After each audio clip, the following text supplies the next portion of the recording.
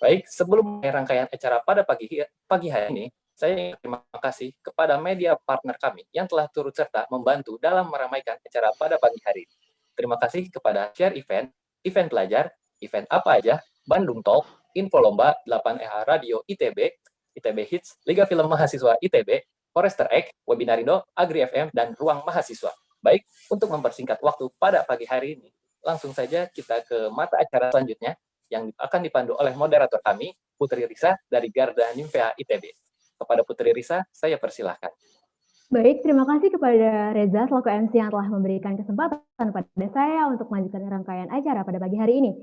Pertama-tama, izinkanlah saya menyapa teman-teman yang sudah hadir pada acara pagi hari ini. Yang terhormat Bapak Entang Iskandar dari Pusat Studi Satwa Primata, Lembaga Penelitian Pengabdian Masyarakat IPB, Kak Rahayu Oktaviani dari organisasi Oh Halimun, dan kedua teman saya Esli Rosabel Febioli dan Bianca Angelic dari Garda Himabio Nivea ITB. Oa Jawa merupakan primata endemik Indonesia yang sebaran alaminya hanya berada di Pulau Jawa. Luas wilayah teritori Oa Jawa sekitar 16 hingga 17 hektar dan jarak jelajah hariannya dapat mencapai 1.500 meter. Lebih dari 96% habitat Oa Jawa di alam telah rusak. Berbagai ancaman terhadap keberadaan Oa Jawa berasal dari kerusakan habitat dan perburuan liar untuk dijadikan satwa pelihara. Akibatnya, Oa Jawa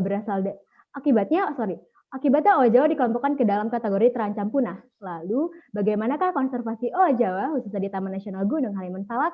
Marilah kita simak pemaparan dari 4 pemateri kita.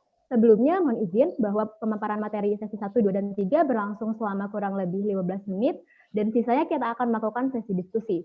Pada teman-teman yang ingin mengajukan pertanyaan, dipersilahkan untuk menuliskan pertanyaan di kolom komentar dengan format nama, pertanyaan ditujukan ke siapa, isi pertanyaannya. Langsung saja pemateri pertama dari Dr. Insinyur Entang Iskandar MSI dari Pusat Studi Satwa Primata Lembaga Penelitian Pengabdian Masyarakat IPB. Kepada Bapak Entang, waktu dan tempat dipersilakan. Baik, terima kasih Mbak Putri. Sebentar saya share dulu ya. Boleh stop share yang panitia?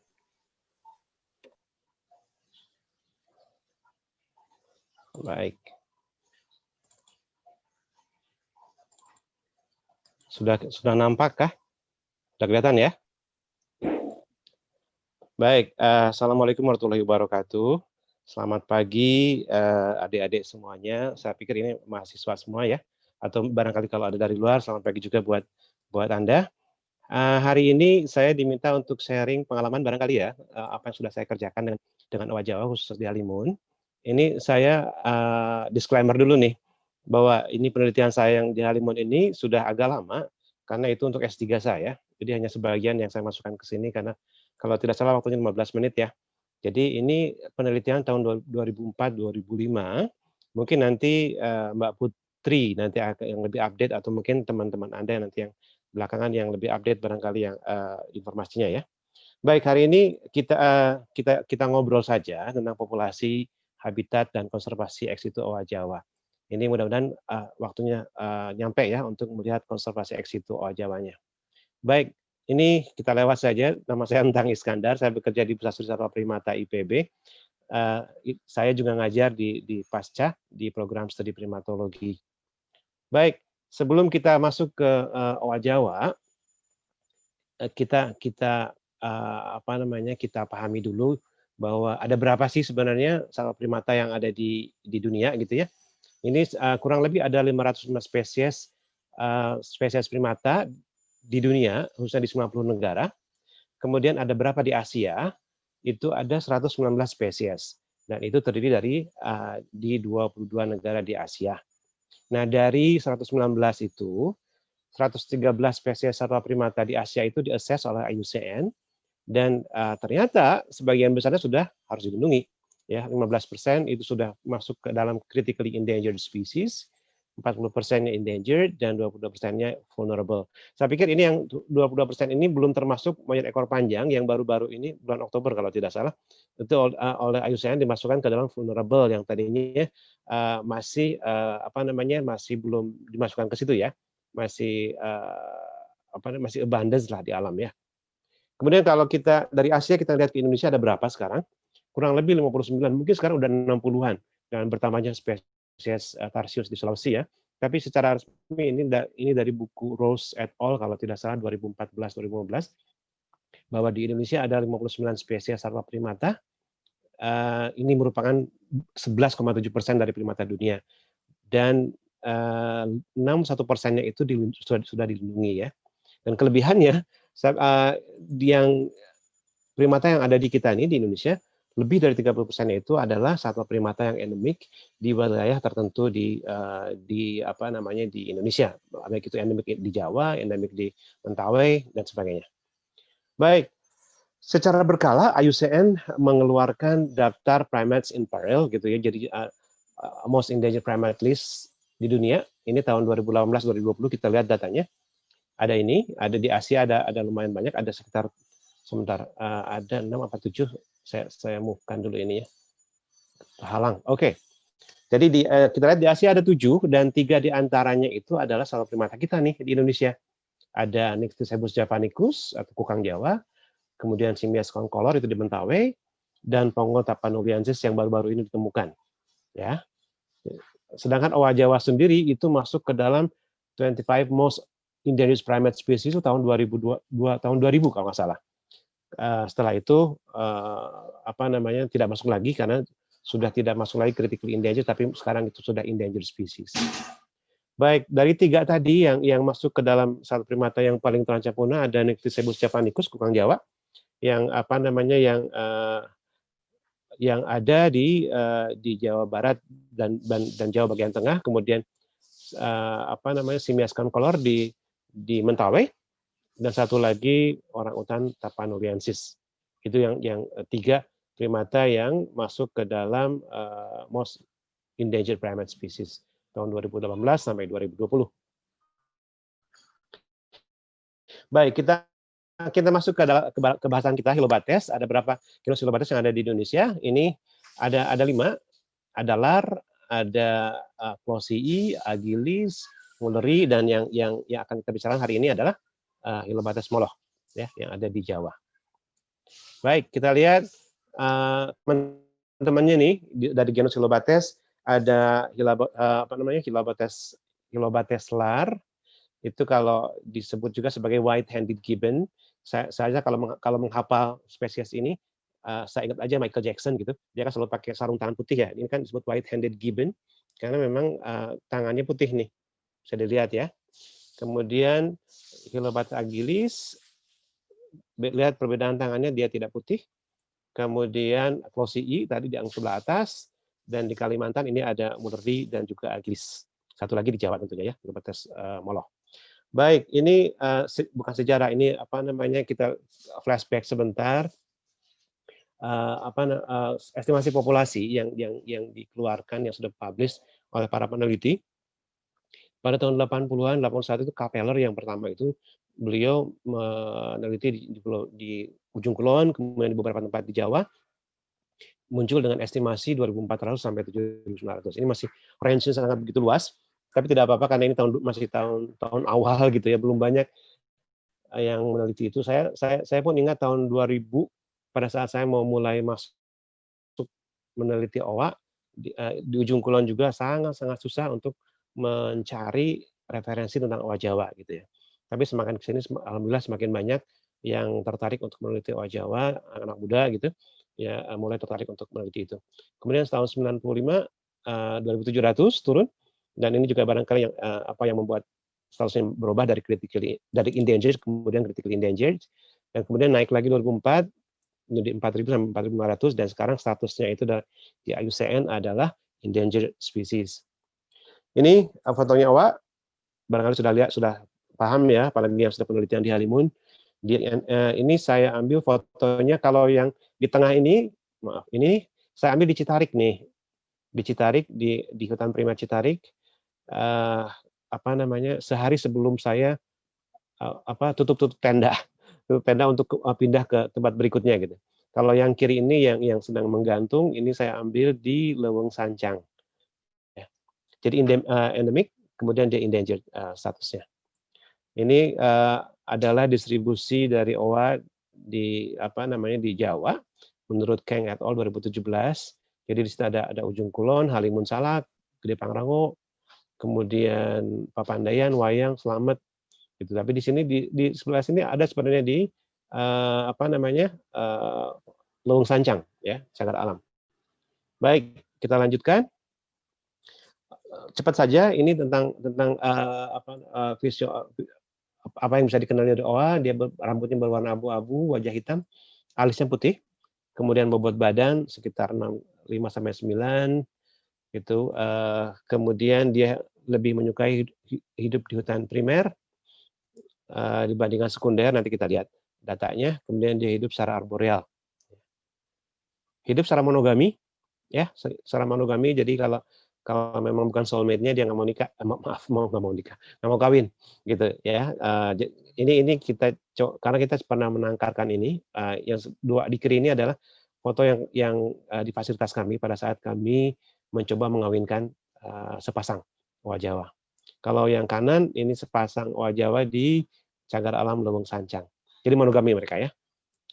Kemudian saat foraging dia bergerak secara brakiasi, artinya dia bergelayutan, menggelantung dari dahan ke dahan, dari cabang ke cabang, ranting terlalu kecil pada terjatuh. Jadi itulah makanya karena dia brakiasi, kanopi yang bersambungan di hutan itu sangat mutlak bagi dia, karena untuk bergerak dan berpindah dari satu tempat ke tempat yang lain. Kalau kanopinya tidak terhubung, mereka bisa terfragmen di situ, bisa terisolasi di situ, nggak bisa bergerak karena walaupun dia bisa bipedal walking, tapi kemampuan berjalannya tidak bisa jauh gitu ya dibandingkan dengan ekor panjang yang bisa bergerak dengan quadrupedal ya. Oleh karena itu, karena dia lebih sering brakiasi, makanya panjang lengannya lebih panjang dibandingkan kaki ya. Baik, ini bipedal walking. Yang sebelah kiri saya ambil di Leuweung Sancang. Kebetulan saya dapat foto ini, ada induk menggendong anaknya berjalan di pohon yang rebah yang tumbang gitu. Kemudian kalau yang kanan ini di fasilitas kami di penangkaran di PSSP. Walaupun sekarang sudah nggak ada karena sudah berhasil memiliki 6 anak gitu. Sudah kami tidak lanjutkan lagi. Baik, ini begini cara mereka berakiasi. Ini di fasilitas kami nih di PSSP. Jadi bergelayutan seperti ini.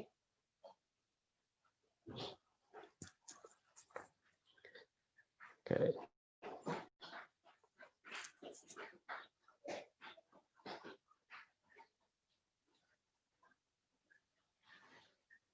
Oke ya. Itu cara mereka berakiasi, itu di exit to captive breeding di kita. Ini bipedal walking yang saya ambil dari YouTube. Jadi dia memiliki kemampuan untuk berjalan dengan 2 kaki, jembatan, bayangkan. Bisa lihat keseimbangannya. Kalau di kita seperti pemain sirkus ya. Oke, kita lanjutkan. Nah ini saya tadi disclaimer dari awal bahwa penelitian saya sudah lama. Ini yang di Halimun, belum kembali lagi ke sana. Mudah-mudahan suatu waktu bisa ke sana lagi. Karena saya kangen ke Cikaniki. Baik, ini ada di 4 lokasi. Jadi saya membaginya waktu itu ada dua lokasi yang hutan primer, 2 lokasi yang hutan sekunder. Jadi kami berpindah-pindah pakai tenda, kecuali di Cikaniki karena kita bisa numpang di situ di lab tidur. Kalau di tempat lain kita nenda, kita pakai tenda. Jadi ini hutan yang kuning ini di Citarik, hutan primer Citarik. Ini hutan sekunder Ciberem. Ini Cisalimar, hutan sekunder, dan ini Cikaniki nih. Ini ada loop trail nih, ada loop trail di sini ya, sekitar berapa? 3,6 lupa saya, 3,6 kilo atau 3,8 kilo gitu. Ya. Jadi ini lokasi saya penelitian di 4 lokasi pada saat itu dari mulai Desember 2004 sampai September 2005. Ini pada saat menentukan estimasi populasi saya menggunakan metode umum line transect sampling. Jadi kita menentukan dulu transect yang disinyalir dilintasi oleh home range-nya owa Jawa ya. Jadi itu kita tempatkan transek di situ di setiap lokasi. Panjangnya waktu itu saya masih lumayan muda, jadi masih kuat walaupun topografinya berat, masih kuat 3,5 kilo gitu panjangnya di masing-masing transek, dan itu diulang 10 sampai 14 kali setiap pagi gitu ya, untuk melihat kestabilan data yang diperoleh. Jadi setelah satu lokasi selesai, pindah ke lokasi lain dengan metode yang sama. Jadi ini lebar transek 100 meter itu 50 ke kiri, 50 ke kanan. Jadi dengan asumsi bahwa 50 meter itu adalah jarak terjauh yang bisa manusia lihat gitu kalau di alam. Oke, ini di Citarik nih ada 5, di Ciberem ada 3 gitu ya. Ini ya di Transek yang saya lewati. Kita lihat lagi. Nah, saya saat itu mencoba juga mendeteksi dari lokasi terendah saya melakukan penelitian, ternyata frekuensi atau presentasi terbesar menjumpai owa Jawa itu berada di kisaran 1082 sampai 1132 meter di atas permukaan laut. Setelah itu semakin ke atas semakin turun nih. Maka ini barangkali sesuai dengan pendapat para ahli yang menyatakan bahwa owa Jawa tidak bisa ditemui di atas 1.500 meter permukaan laut. Walaupun pada saat itu saya waktu di Gunung Dieng itu kan di atas 1.500 ya, ada informasi ketemu owa di situ katanya. Padahal saya wanti-wanti, betul nggak owanya seperti ini nih, saya kasih fotonya ya, waktu penelitian terakhir. Oh betul Pak, itu sama seperti itu fotonya gitu. Jadi karena penasaran, dengan berbekal bahwa saya bisa menumbangkan nih, gitu, menumbangkan penemuan bahwa owa hanya bisa ditemukan di 1.500 gitu ya. Ya kita naiklah ke atas, dan di situ ternyata memang bukan owa yang ada, itu spesies yang lain. Tapi at least sudah dibuktikan bahwa memang di atas 1.500 itu akan sangat sulit menemukan owa. Baik, ini kalau dilihat di sini bisa dilihat di sini bahwa di hutan primer Citarik dan Cikaniki komposisi kelompoknya saya sangat senang karena mereka punya satu pasang induk dengan 2 anak gitu kan, satu pasang induk dan 1 anak gitu. Setidaknya mereka bisa bereproduksi dengan baik. Tapi kalau di Ciberem ada beberapa yang masih hanya pasangan aja, tidak punya anak. Dugaan saya barangkali ini baru pasangan yang baru terbentuk gitu, mereka baru membina rumah tangga gitu, belum punya anak. Jadi pada saat itu ya, mudah-mudahan sekarang sudah beranak pinak gitu. Karena saya lihat sih Halimun ini relatif stabil kawasannya, karena memang untuk menjangkau ke sana kan susah, jalannya sangat-sangat jelek gitu, jadi tidak mudah bagi orang yang mau melakukan atau berniat tidak baik gitu, karena memang jalan susah ditembus. Kemudian ini presentasi bahwa memang kebanyakan adalah induk dengan 1 anak, itu 52,9%. Yang saya selalu senang kalau melihat induk dengan 2 anak nih, 35,3% gitu ya. Ini di situ saya tidak menemukan ada sepasang induk dengan 3 anak, tetapi di Gede Pangrango nanti ada datanya. Di Gede Pangrango ada kelompok yang dengan 3 anak. Nah, itu dugaannya barangkali yang anak yang paling gede nih mungkin belum dewasa kelamin, dia belum keluar dari kelompoknya untuk mencari pasangannya gitu ya. Tapi ditemukan ada sepasang induk dengan 3 individu anak. Ini hasilnya rata kepadatan kelompok yang di Halimun pada saat itu 3,4 kelompok per kilometer persegi. Ukuran kelompoknya 2,5, jadi sepasang dengan anak gitu ya. Kemudian kepadatan populasinya ini yang paling penting kalau pada saat kita ingin mengestimasi populasi, itu 8,2 individu per kilometer persegi. Ya, yang di Halimun pada hasil penelitian saya. Baik, ini vegetasinya saya sepintas saja karena tadi saya lihat ada adik dari ITB yang akan lebih banyak bicara tentang vegetasi. Ini vegetasi yang di primer di Citarik, kemudian di Cikaniki, Ciberem dan Salimar. Sebenarnya pada dasarnya mereka hampir sama vegetasinya. Tetapi memang yang paling dominan di mana di hutan primer itu ada ficus sebetulnya. Kemudian ada puspa juga, simawalici ya. Di hutan sekunder pun hampir sama saya pikir ya. Karena tidak jauh berbeda antara kedua, cuma tingkat kerapatannya aja yang membedakan di antara keduanya. Baik, kalau masih ada waktu, apakah saya masih punya waktu, panitia?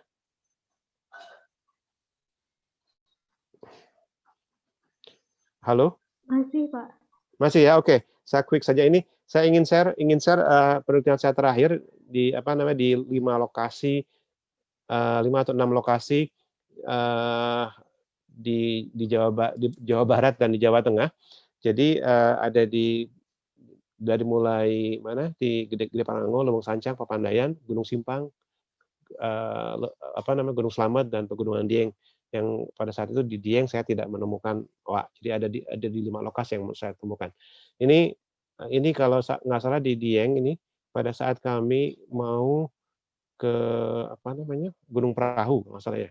Jadi yang kiri kanan. Nah ini yang di kanan bawah ini yang pada saat kami ingin membuktikan informasi dari penduduk bahwa ada owa di atas 1.500 meter di atas permukaan laut, tapi akhirnya tidak terbukti gitu ya. Kalau yang atas kalau tidak salah di Papandayan yang atas kanan. Baik, ini foto-foto saja sih bagaimana kami selama di lapangan.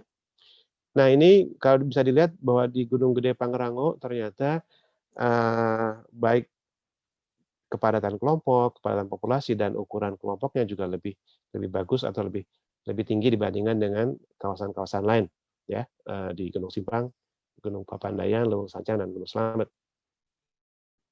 Nah, kalau kita lihat di Leuweung Sancang ini yang saya sedikit mengkhawatirkan pada saat itu karena ada satu kawasan kalau kita mulai masuk cagar alam itu ada satu kawasan yang terisolasi memang dipisah oleh muara kalau tidak salah muara ya. Tapi pada saat itu kanopinya tidak terhubung. Jadi dua kelompok yang ada di sebelah kiri kalau saya bilang itu tidak bisa nyebrang ke kanan karena kanopinya tidak tersambung. Gitu. Jadi ini ada sangat tinggi kelompok yang hanya pasangan saja tidak punya anak gitu ya di Leuweung Sancang. Kemudian ini pekerjaan saya yang highlight kuning data di kelima lokasi tadi dibandingkan dengan peneliti-peneliti yang sudah melakukan penelitian sebelumnya. Tapi yang mungkin bisa kita bandingkan adalah di Gunung Papandayan. Tapi ini estimasi, maaf saya tidak mengestimasi karena pada saat itu saya tidak bisa menentukan berapa sebenarnya luasan habitat yang bisa dihuni oleh owa Jawa gitu ya. Jadi sebenarnya kalau kita sudah menentukan kepadatan populasi, kita sudah punya datanya. Kalau kita bisa mengestimasi habitat yang memang layak dihuni oleh owa, itu kita tinggal kalikan saja. Tapi permasalahannya pada saat itu saya tidak bisa menentukan dari misalnya di Halimun nih, di Halimun dari 100 berapa 13 atau lebih sekarang 1000 hektar, itu ada berapa yang perkebunan teh gitu kan, luasannya ada berapa yang enclave luasannya, ada berapa luas yang misalnya semak belukar. Nah itu yang begitu-begitu kan tidak mungkin dihuni oleh owa ya. Nah itu jika kita tidak kurangi tentu akan overestimate gitu. Makanya saya tidak untuk sementara saya tidak menentukan estimasi, tetapi saya menentukan densitas populasi gitu. Jadi begitu dengan Leuweung Sancang ini 2003 sampai 2006 fixed point itu hampir sama sih sebenarnya dengan 2003 2006 tidak terlalu jauh berbeda. Baik, ini saya combine hasil penelitian saya sendiri ini dengan owa. Alhamdulillah saya bisa berapa ada 7 lokasi ya yang saya teliti dan dari mulai ujung kulon tahun 2000 saya mulai di situ, kemudian ke Halimun, kemudian lanjut ke 5 lokasi sebelumnya. Kalau kita lihat di sini 3 lokasi di Gunung Gede Pangrango ini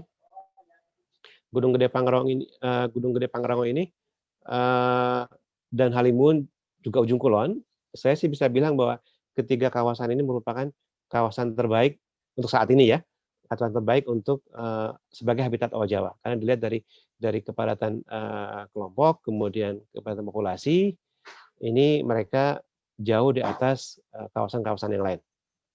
Ya. Baik, ini upaya konservasi seperti apa? Tentu untuk owa Jawa ini kita bisa melakukan konservasi ex situ. In situ bisa dengan melalui monitoring, dengan penjagaan saya patroli yang ketat. Gitu. Tapi yang biasa dilakukan adalah konservasi ex situ ya. Itu yang kami lakukan. Kemudian ada rehabilitasi dan reintroduksi gitu ya. Kemudian juga ada satu hal ini yang penting juga dilakukan adalah outreach education program untuk menanamkan dari kecil. Kalau kami biasanya targetnya anak-anak SD, anak-anak yang masih kecil supaya masih bersih. Artinya pada saat kita tanamkan keyakinan untuk ikut menjaga lingkungan itu akan berbekas lama gitu di mereka ya. Dan di sisi lain juga kita sampaikan tolong kalau orang tuanya yang masih berburu gitu atau misalnya suka ke hutan ngambil kayu tolong dilarang ya gitu jadi melalui anaknya. Itu upaya-upaya yang kami lakukan. Ini tahun 2003 kami mencoba mengawinkan sepasang owa Jawa itu hasil pinjaman dari Taman Safari waktu itu karena pada saat itu belum ada satupun yang berhasil menangkarkan ya jadi kita dipinjamkan satu individu owa jantan dewasa Ari namanya kemudian betinanya Mimis. Pada saat itu kita tidak serta-merta pasangkan karena kita belum tahu apakah mereka saling tertarik atau tidak. Jadi kami amati dulu. Saya waktu itu ingat dua minggu saya mengamati perilakunya. Kebetulan salah satu passion saya juga di tingkah laku primata. Diamati dulu tingkah laku selama 2 minggu. Mereka dipisahkan, tapi mereka masih bisa saling pandang memandang gitu ya, seperti ini nih di kandang seperti ini. Jadi Mimis di sini, misalnya Ari di sini. Jadi di sini ada koridor yang ada pintu, tapi ditutup. Mereka tidak bisa saling menemui gitu ya. Mereka hanya bisa saling pandang-pandangan aja. Jadi begitu saya sering melihat bahwa mereka saling komunikasi, bisa Mimis di kawat sini, Ari di kawat sini, tapi mereka saling lihat-lihatan gitu. Itu setelah konsisten data seperti itu, akhirnya saya putuskan buka satu koridor pintunya, kemudian si Ari sebagai pejantan lebih aktif dong mendekati perempuannya, jadi dia masuk ke situ ke koridor, kemudian masih bisa saling menyentuh, tetapi tidak bisa satu kandang gitu ya. Masih diamatin karena takutnya PHP dia si Arinya. Jadi akhirnya saya amati ternyata memang lebih banyak affiliative behavior itu, artinya tingkah laku yang friendly lah gitu ya, bahwa tidak ada agonistic behavior dan segala macam. Akhirnya kami putuskan untuk buka. Nah, setahun kemudian nih, ini makanan yang biasa kita kasih ke mereka kan frugivore ya, banyak buah-buahan. Tapi di situ kami sampaikan juga sayuran, tetapi kami tambahkan nih, ada di sini nih, ini adalah mangkicau, makanan kaya nutrisi untuk diberikan kepada satwa primata. Jadi itu selalu kita kasihkan karena ternyata menurut hasil penelitian mahasiswa S3 dari kedokteran hewan, ternyata ini memang membantu untuk meningkatkan reproduksi gitu. Baik, ini adalah dari sepasang induk Ari dan Mimis, anak pertama setahun kemudian ya, dari sekitar 2005 lahir kita jantan namanya OJ, kemudian 18 bulan kemudian kalau tidak salah lahir adiknya Jelo, kemudian juga lahir Ola, Oo dan Ano. Nah, pada saat mereka lahir nih Ola dan Oo, saya terutama dengan lahirnya ini, OJ kan sudah mulai dewasa kelamin nih. Nah, kami pada saat itu belum bisa untuk mengekspansi atau membuat kandang baru lagi untuk memisahkan dia, karena kalau tidak disapi saya khawatir dia akan mengawini adiknya atau mengawini induknya karena udah kelihatan dia udah mulai ngejar-ngejar nih. Jadi akhirnya dengan berat hati akhirnya kami semuanya nih induk sama anak-anaknya kami kembalikan ke Taman Safari dengan catatan bahwa Taman Safari sudah membangun kandang yang sangat bagus dan itu tidak untuk publik. Mereka bangunnya di dalam. Jadi mereka si induk sama anak yang masih kecil disatukan, tapi kalau anak-anak yang udah dewasa dipisahkan. Nah, itu yang membuat saya aman gitu bahwa tidak akan terjadi inbreeding. Demikian presentasi saya maaf kalau agak kepanjangan. Terima kasih. Baik, terima kasih Pak Entang untuk insight-insight barunya. Wah, ternyata seru banget ya teman-teman. Owa Jawa ini pemakan buah yang tersebar dari ujung kulon hingga Gunung Dieng di Jawa Tengah. Owa Jawa ini juga memiliki sifat monogami, di mana uniknya dia hanya ingin menikah dengan soulmate-nya. Kemudian, Owa Jawa ini upaya konservasinya dapat dilakukan dalam ex situ. Begitu teman-teman. Mohon izin untuk acara selanjutnya saya kembalikan kepada MC. Untuk MC waktu dan tempat dipersilakan.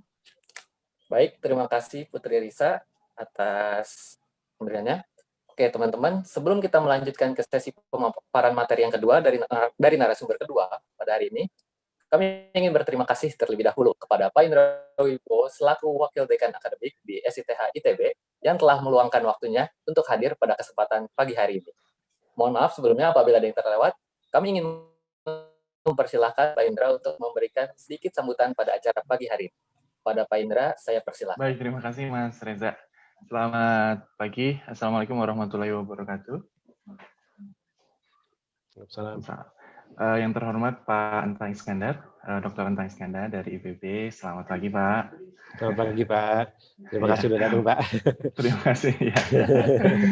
Jadi ini saya ucapkan terima kasih sekali sudah mau hadir di acara himpunan mahasiswa kami. Ini salah satu mahasiswa himpunan yang paling tua ya Pak ya, biologi gitu ya. Mungkin sudah hampir seumur ITB gitu ya. Iya. Oke, kemudian ini memang acara sudah berlangsung lama sejak saya jadi pembina kemahasiswaan. Jadi saya pernah jadi pembina kemahasiswaan di biologi, kemudian jadi kaprodi biologi, dan kebetulan tahun ini saya diminta menjadi wakil dekan. Jadi paling nggak tahu sedikit tentang Anggara Saka ini. Yang kegiatannya memang setiap tahun, biasanya akhir tahun ataupun awal tahun, Pak Entang. Nah, dan kebetulan yang sekarang tentang Owa Jawa, gitu ya. Nah, kami sebetulnya punya ahlinya yang mungkin Bapak kenal, Pak Sarmidi. Iya Pak. Beberapa kali ketemu kalau ada pertemuan-pertemuan, Pak. Betul. Ya. Namun beliau sudah sudah pensiun tahun lalu. Jadi kita sangat kehilangan sebetulnya. Yang kedua, ini Profesor Joko Iskandar juga pensiun tahun ini yang ahli reptil. Jadi reptil dan MPB. Jadi kita sangat kehilangan ini untuk yang di kelompok keilmuan ekologi. Nah, sekarang sedang membina satu dosen muda tapi belum S3, namanya Pak Aditya. Sepertinya akan ke arah mamalia juga ini Pak Adit, tapi nanti kita lihat karena inginnya sih Pak Adit ini disekolahkannya di Eropa gitu, tapi mungkin nggak tahu apakah ada di Eropa primate center seperti yang di IWB nanti. Primate Centrum Jerman ya. Gitu. Ya Pak, terima kasih banyak ini atas waktunya hari Sabtu gitu ya. Sama-sama, Semoga acaranya dapat membuat mahasiswa kami semakin mau meneliti. Ini kan jarang ya mau meneliti ini ya Pak ya. Iya di alam lumayan berat. Lumayan berat ya. Kalau ketemu ya syukur, kalau enggak ya gini nggak nyari-nyari gitu ya. Nikmatnya kalau udah ketemu Pak. Iya Pak. Kemudian ada Mbak Rahayu Oktaviani dari Lembaga Owa Halimun. Sudah ada belum Pak? Sudah Pak. Sudah. Selamat pagi Mbak. Terima kasih atas kedatangannya. Terima kasih sudah mendukung Terima kasih sudah mendukung acara adik-adik kami ini yang ini hasil inisiatif mereka sendiri gitu ya. Kami hanya mendukung kegiatan ini, dan seperti di universitas lain mungkin di kami juga ada dosen koordinator atau pembina kemahasiswaan. Sekarang sedang dipegang oleh Ibu Karlia Meta ini. Selamat pagi Bu Meta. Jadi nanti minta tolong Bu Meta dilihat atau dibimbing saja ini kegiatan yang sudah berlangsung sangat lama dan memang bagus sekali. Mungkin itu saja dari saya Mas Reza. Terima kasih untuk semuanya peserta yang hadir, mungkin yang tidak dari Biologi ITB. Semoga mendapatkan ilmu yang bermanfaat hari ini dan tetap sehat karena COVID belum berlalu, belum ada tanda-tanda untuk berakhir ya. Mungkin itu saja dari saya. Terima kasih. Assalamualaikum warahmatullahi wabarakatuh. Waalaikumsalam. Terima kasih Pak. Terima kasih banyak untuk Pak Indra atas sambutannya pada kesempatan pagi hari ini. Baik, kita lanjut ke mata acara selanjutnya, yaitu pemaparan materi sesi kedua yang akan kembali dipandu oleh moderator kita. Kepada Putri Risa, dipersilahkan. Terima kasih Reza. Teman-teman, selanjutnya langsung saja kita ke sesi 2 dengan pematerinya Kak Rahayu Oktaviani dari Lembaga Owa Halimun. Kepada Kak Rahayu, waktu dan tempat dipersilakan. Oke, terima kasih Putri Risa. Selamat pagi teman-teman semua. Saya izin untuk sharing screen ya. Oke, suara saya jelas nggak ya? Jelas, Mbak. Oke. Jelas.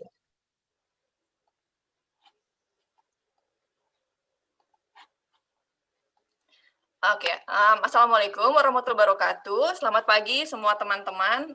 Terima kasih juga untuk teman-teman dari Garda Nimfea ITB yang telah melibatkan kami di dalam kegiatan webinar pada hari ini.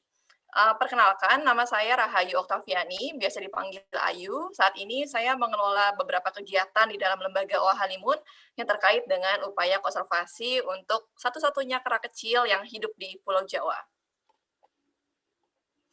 Sedikit mengenai OA Halimun, saat ini OA Halimun sudah berdiri menjadi suatu lembaga resmi di bawah Yayasan Kiara, Konservasi Ekosistem Alam Nusantara, yang memiliki visi untuk mendukung upaya pelestarian OA Jawa, juga satwa liar dan tumbuhan lainnya yang saling terintegrasi di dalam satu ekosistem. Kami juga berharap agar kegiatan-kegiatan yang kami lakukan dapat bermanfaat terhadap otoritas lokal, otoritas tempat, yaitu Taman Nasional Gunung Halimun Salak. Kemudian sedikit mengenai beberapa kegiatan yang kami lakukan yang terkait dengan kegiatan penelitian dan magang, karena memang roh utama dari kegiatan OA Halimun itu sendiri adalah riset, terutama untuk riset perilaku dan juga ekologi. Organisasi kami ini sebenarnya dimulai pada tahun 2008, saat itu masih dalam berbentuk proyek, dimulai oleh mahasiswa dari Ihwa Women's University dari Korea Selatan bekerja sama dengan Institut Pertanian Bogor. Kegiatan berjalan sampai saat ini untuk monitoring jangka panjang OA Jawa di Taman Nasional Gunung Halimun Salak, khususnya di wilayah hutan Citalahap di Resort Cikaniki. Semua aktivitas banyak berkaitan dengan perilaku OA Jawa itu sendiri. Dan kalau teman-teman lihat di sini kebanyakan memang mahasiswanya perempuan, karena awalnya memang dari Ihwa Women's University. Tapi ada baiknya kalau misalkan dalam kegiatan seperti ini kita juga melibatkan banyak mahasiswa lokal. Dan karena ada kolaborasi antara Ihwa Women's University juga IPB, akhirnya kami juga banyak melibatkan mahasiswa IPB untuk melakukan kegiatan-kegiatan penelitian. Kemudian di tahun 2016-2017 kami mulai berpikir bahwa kegiatan semacam banyak mahasiswa untuk ikut tertarik melakukan konservasi terhadap OA Jawa dari bidang riset. Sejak saat itu kami mulai membuka diri, jadi harapannya semakin banyak mahasiswa dari luar universitas lain yang mau atau berminat untuk melakukan kegiatan penelitian atau magang bersama kami. Ini adalah hutan Citalahap, sebuah enklave di dalam Taman Nasional Gunung Halimun Salak. Kampung Citalahap Sentral sendiri ini sekarang kayak sekitar 40 kakak kalau nggak salah. Dia terdiri dari 40 kakak, kemudian hutan di belakangnya ini, hutan tempat saya tumbuh dan belajar, ini juga menjadi habitatnya OA Jawa. Kemudian Kampung Citalahap Sentral sendiri juga berbatasan langsung dengan lahan pertanian milik warga setempat, juga perkebunan teh yang memang sudah ada sejak di zaman Belanda, yang saat ini dikelola oleh perusahaan Sumiasi. Ketinggiannya antara 900 sampai 1.200 meter di atas permukaan laut. Jadi kalau bagi teman-teman yang sudah pernah ke sini, pasti tahu banget kalau ke sini harus pakai jaket biasanya. Kemudian hutan Citalahap sendiri ini juga menyimpan banyak potensi keanekaragaman hayati, karena seperti kita lihat, karena seperti kita lihat ada berbagai jenis mamalia, amfibi, reptil, juga burung yang hidup di hutan ini. Gitu. Untuk jenis primata sendiri, selain OA Jawa, ada 4 jenis primata lainnya di Taman Nasional Salak yang ditemukan. Salah satunya adalah lutung, seperti gambar yang teman-teman lihat di sebelah kiri. Kemudian gambar yang tengah ini, Trimeresurus, karena kondisi Taman Nasional Gunung Halimun Salak yang begitu masih untuk mensupport kelangsungan hidup banyak keragaman hayati termasuk satwa liar.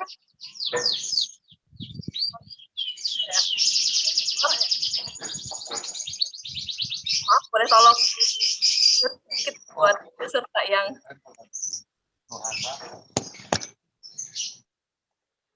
Oke, terima kasih. Oke, ini dia karena saya kembali lagi, jadi kami wajib menerapkan protokol keselamatan, seperti memakai sepatu boot dan juga membawa perlengkapan P3K selama kegiatan ke lapangan. Jadi kalau teman-teman suatu saat akan bergabung, wajib hukumnya untuk teman-teman memakai sepatu boot.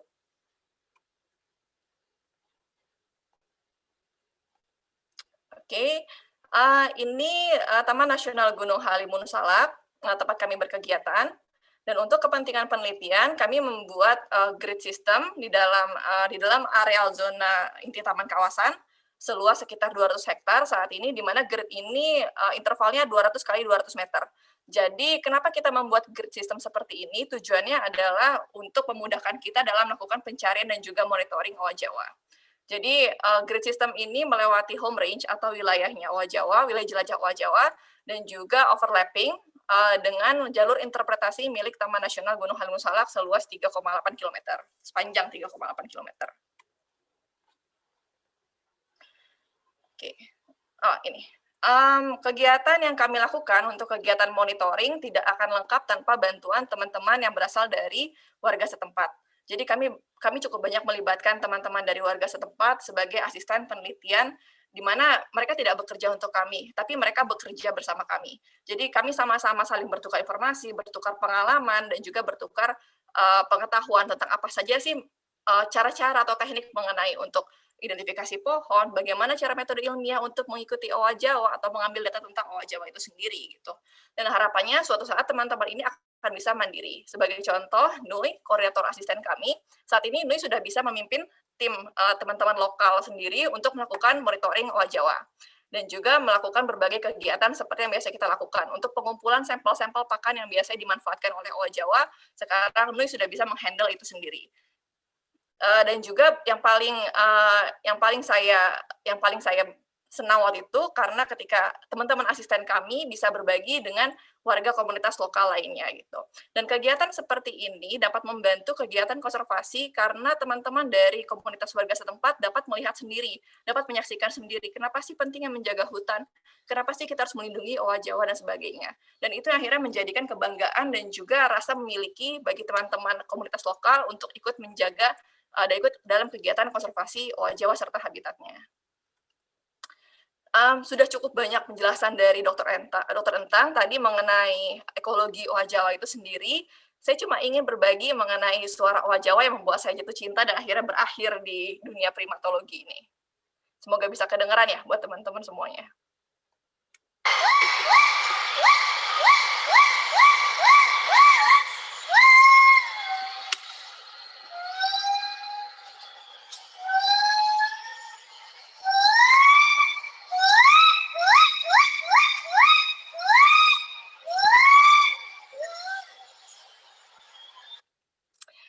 Itu adalah nyanyian panjang dari betina owa Jawa dari kelompok A, salah satu individu betina yang biasa kami ikuti. Oke, sekarang saya mau bawa teman-teman untuk berkenalan dengan 3 kelompok owa Jawa yang kami ikuti secara rutin. Ada kelompok A, kelompok B, dan juga kelompok S. Pada awalnya sampai Maret tahun ini semuanya berjumlah 15 individu. Jadi ada 5 individu dalam setiap kelompok. Jadi ada induk, betina, dan jantan beserta dengan anak-anaknya. Tapi kemudian pada bulan Maret 2020 ini Kim ini keluar dari kelompok karena memang sudah mencapai usia dewasa dan sudah waktunya bagi Kim untuk membentuk kelompok sendiri. Ajaib adalah individu termuda yang kami temui. Ajaib baru lahir tahun 2018. Ini adalah 3 kelompok yang biasa kami monitoring rutin setiap harinya dari hari Senin sampai hari Sabtu bersama dengan teman-teman asisten lokal. Monitoring dilakukan biasanya di waktu aktif owa Jawa. Karena owa Jawa adalah satwa diurnal yang biasanya aktif pada pagi sampai sore hari, kami akan mengikuti waktu aktivitas owa Jawa mulai dari mereka bangun tidur sampai mereka tidur lagi. Lalu seperti apa sih biasanya activity budget atau perilaku harian owa Jawa itu seperti apa? Biasanya diisi dengan apa aja sih? Nah, ternyata ada kesamaan nih antara 3 kelompok, kelompok A, kelompok B, dan kelompok S, di mana sebagian besar waktunya dihabiskan untuk istirahat, kemudian untuk makan, bergerak, dan juga berperilaku sosial. Apa saja perilaku sosial yang biasa dilakukan oleh owa Jawa? Ada beberapa hal seperti bermain yang biasa dilakukan oleh individu muda, dan juga perilaku sosial seperti grooming atau berkutu-kutuan.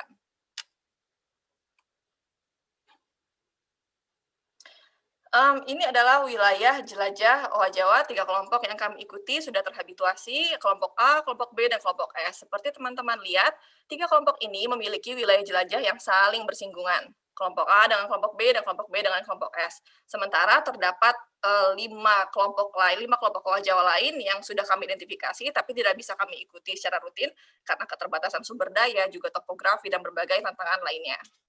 Saya ingin memperlihatkan kestabilan wilayah jelajah owa Jawa selama 5 tahun terakhir, mulai dari tahun 2015 hingga 2019.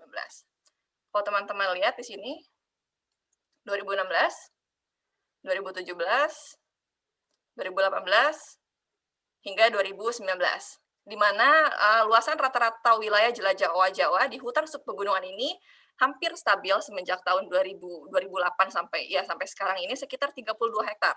Dengan rata-rata wilayah jelajah kelompok A ini yang paling kecil yaitu sekitar 23,7 hektar, kelompok S sekitar 30,5 hektar, dan kelompok B yang paling besar yaitu sekitar 41,4 hektar.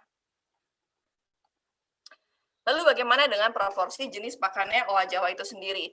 Seperti tadi sudah dijelaskan, owa Jawa adalah satu frugivore, di mana kebanyakan mayoritas dari jenis pakannya adalah berupa buah-buahan. Kami mengidentifikasi ada sekitar 104 jenis jenis tumbuhan yang biasa dimanfaatkan oleh owa Jawa. Ada 104 jenis, yang itu didominasi oleh famili Moraceae, yaitu ficus atau kiara, di mana owa Jawa biasanya memanfaatkan nggak cuma buahnya, tapi juga daunnya. Tapi apalagi sih selain buah biasanya owa Jawa makannya? Ternyata ada daun-daun muda dan juga bunga. Dan satu lagi live prey atau biasanya serangga, seperti di contoh ini. Mengenai keanekaragaman ficus sendiri, ficus ini cukup sulit untuk diidentifikasi karena begitu banyaknya jenis secara global, ada sekitar 700 jenis untuk jenis-jenis dari family Moraceae. Kami mencoba identifikasi beberapa jenis yang memang dimanfaatkan dan menjadi important food trees untuk owa Jawa, dan ternyata ada sekitar 16 jenis keanekaragamannya. Ini favorit saya, Ficus punctata. Ukurannya kalau misalkan teman-teman mau tahu, dia besarnya sebesar bola tenis. Jadi cukup besar untuk dimakan sama owa Jawa itu. Kemudian peran owa Jawa di lingkungan. Hutan Citalahap di Resort Cikaniki Taman Nasional Gunung Halimun Salak ini merupakan salah satu benteng terakhir atau kantong habitat yang dapat mendukung kelangsungan hidup owa Jawa dengan baik. Karena owa Jawa ini jarang sekali turun ke tanah karena sifatnya arboreal, kanopi yang tertutup di hutan Citalahap ini sangat membantu adaptasi owa Jawa dalam pergerakannya yang bersifat berangkiasi atau berayun dari satu pohon ke pohon yang lain. Lalu apa timbal balik yang dilakukan owa Jawa kepada hutan tempat yang memberikan dia kelangsungan hidup yang baik? Ternyata owa Jawa adalah seed disperser yang paling efektif. Owa Jawa merupakan agen penyebar biji yang mampu menyebarkan biji cukup jauh dari pohon induk dan memastikan bahwa kelangsungan regenerasi hutan itu tetap berjalan. Itu salah satu fungsi utama owa Jawa. Bagaimana sih caranya? Jadi ternyata karena owa Jawa ini dia pemakan buah-buahan, biasanya dia akan menelan langsung bijinya, dan bijinya itu akan keluar utuh di dalam kotoran. Dan kotorannya ini nanti dari situ akan tumbuh dan kemudian beregenerasi. Owa Jawa berbeda dengan kera besar seperti gorila, orangutan, simpanse, atau bonobo yang biasanya membangun sarang. Owa Jawa tidak membangun sarang, tapi biasanya dia menggunakan pohon-pohon tidur yang besar, berkanopi rapat dan tertutup. Ada 3 jenis pohon yang kami identifikasi paling sering digunakan oleh owa Jawa, yaitu puspa, pasang, dan juga rasa mala. 3 jenis pohon yang memang sebarannya cukup banyak ditemui di dalam kawasan Taman Nasional Gunung Halimun Salak. Untuk ancaman dan gangguan yang kami amati di dalam kawasan cukup relatif aman untuk di dalam lokasi kegiatan kami sendiri, karena pada dasarnya memang Taman Nasional Gunung Halimun Salak adalah bagian dari kawasan konservasi, dan kemudian juga masyarakat sudah cukup sadar mengenai keberadaan Taman Nasional ini sendiri gitu. Dan kadang malah ancaman atau gangguan yang terjadi itu malah dari luar, seperti contoh perburuan burung. Biasanya perburuan burung ini mereka menggunakan jerat, dan itu menggunakan getah terep. Terep ini Artocarpus elasticus, jenis Moraceae dari famili Moraceae, yang memiliki getah putih yang biasa lengket banget, dan ini dimanfaatkan oleh pemburu untuk menjerat jenis-jenis burung. Masalahnya adalah jenis-jenis Moraceae ini adalah jenis-jenis pakan yang dimanfaatkan juga oleh owa Jawa. Jadi ketika owa Jawa melakukan foraging atau melakukan aktivitas hariannya untuk berkeliling home range wilayah jelajahnya, ketika dia menemukan satu pohon yang biasa didatang ke sana itu sudah nggak ada, mereka jadi bingung, kok ini nggak ada? Karena biasanya mereka makan di pohon itu, yang akhirnya mengubah jalur wilayah hariannya dia, jalur jelajah hariannya dia. Beberapa hasil penelitian memang kalau kita berbicara mengenai hasil penelitian, memang biasanya disebarluaskan dalam bentuk skripsi, tesis, disertasi, dan juga publikasi di jurnal-jurnal ilmiah. Dan ini biasanya terbatas hanya dibaca oleh akademisi, peneliti, atau lingkaran tertentu yang memang memiliki ketertarikan untuk membaca jurnal-jurnal ilmiah. Lalu saya berpikir bagaimana dengan masyarakat sekitar yang tahu dan sadar kalau ada kegiatan atau proyek atau organisasi yang memang melakukan kegiatan monitoring atau misalnya keluar masuk hutan setiap hari, dan mereka bertanya-tanya apa sih sebenarnya yang mereka lakukan kayak gitu. Dan ini penting untuk berbagi mengenai hasil-hasil penelitian atau hasil-hasil yang kita lakukan selama ke dalam hutan tuh sebenarnya kayak apa aja gitu.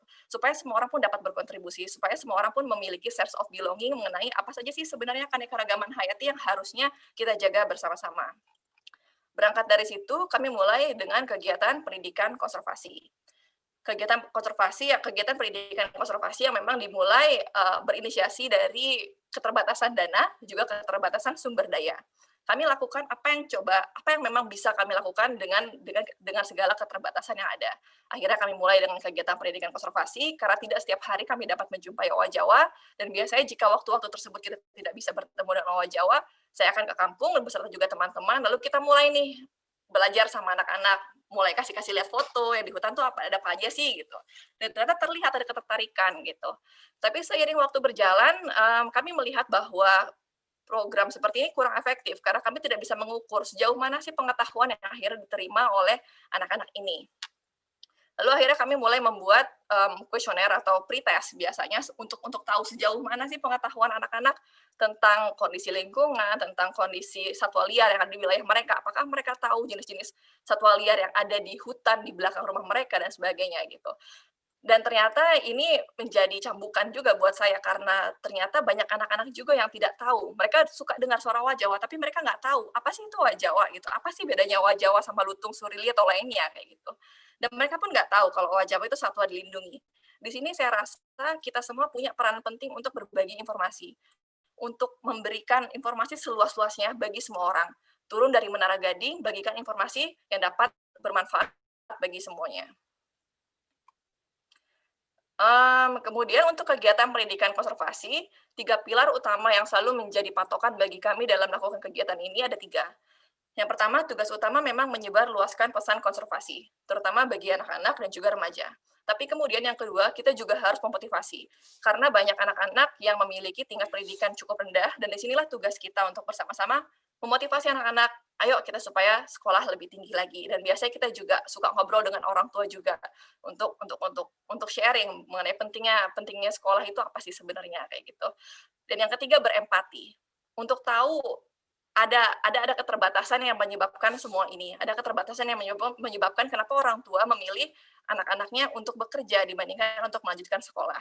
Jadi makanya untuk kegiatan pendidikan konservasi kami banyak mengajak teman-teman muda, mengajak teman-teman volunteer untuk ikut berkegiatan, untuk berbagi apa saja yang teman-teman bisa kepada anak-anak yang ada di sekitar kawasan.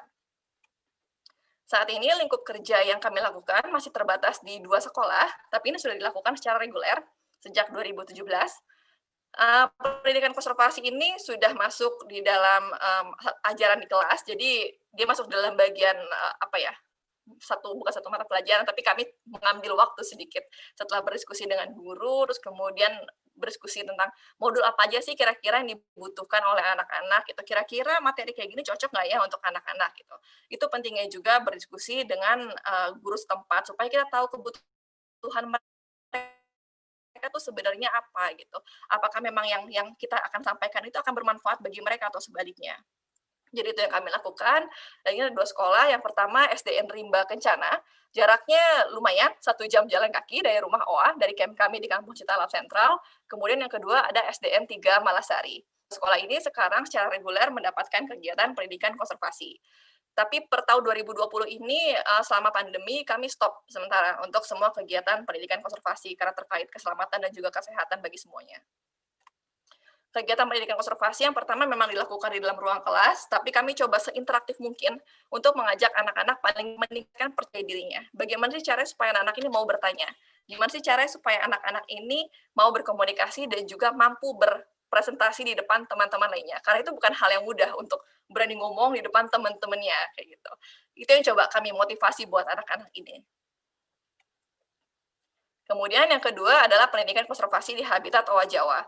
Jadi tidak cukup mengadakan kegiatan misalkan hanya di ruang kelas saja kita kasih materi mengenai owa Jawa, hutan dan sebagainya gitu. Kami pengen anak-anak ini juga punya pengalaman langsung untuk memasuki habitat owa Jawa, memasuki rumah owa Jawa, lalu melihat kayak gimana sebenarnya rumah owa Jawa itu dipenuhi pohon kayak apa sih gitu. Bener nggak sih selama ini yang disampaikan dalam ruang kelas gitu. Dan anak-anak ini mendapatkan pengalaman langsung dari sana gitu. Dan ternyata 3 dari 5 anak-anak yang sekarang menerima kegiatan pendidikan konservasi kami ini belum pernah masuk ke dalam hutan. Ini juga kegiatan pendidikan konservasi yang kami lakukan di dalam habitat owa Jawa yang biasanya di lingkup Kampung Citalap Sentral, tidak cuma untuk anak SD, tapi juga menjangkau anak SMP yang biasanya juga dari perkotaan. Biasanya kami suka mendapat suka ada pesan dari teman-teman dari kota, boleh nggak sih kami belajar bareng di sana, gitu dan sebagainya. Dan kami cukup terbuka untuk itu. Jadi kalau teman-teman mau belajar, bisa datang juga ke sana. Dan teman-teman mahasiswa pun bisa berbagi mengenai apa saja yang mereka tertarik, nggak cuma tentang owa Jawa itu sendiri. Lalu yang terakhir, kami menyadari bahwa pendidikan konservasi juga harus merekrut berbagai lapisan masyarakat, termasuk yang di urban area.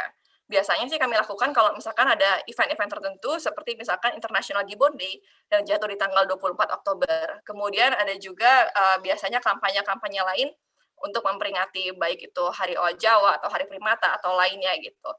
Dan salah satu yang coba kami masukkan tidak melulu tentang owa Jawa, tapi dengan menggunakan owa Jawa sebagai payungnya adalah dengan kegiatan citizen science, di mana mengajak anak-anak dan keluarga menjadi bagian dari sains warga.